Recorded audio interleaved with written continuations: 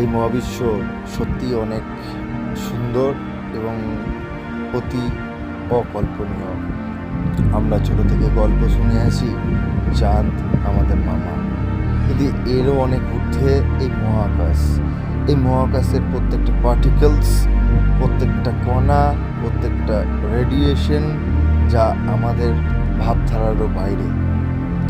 যদি সত্যি করে মহাকাশকে, সৌরজগৎকে যদি তার বিস্তার সম্পর্কে জানতে হয়, তাহলে ছোট ছোট করে আমরা দেখতে পারি কি কি রয়েছে তার মধ্যে এতগুলো গ্রহ তো রয়েছে, তার সাথে সাথে অনেকগুলো নিবুলা রয়েছে, যেমন অরিয়ন নিবুলা তার মধ্যে অন্যতম।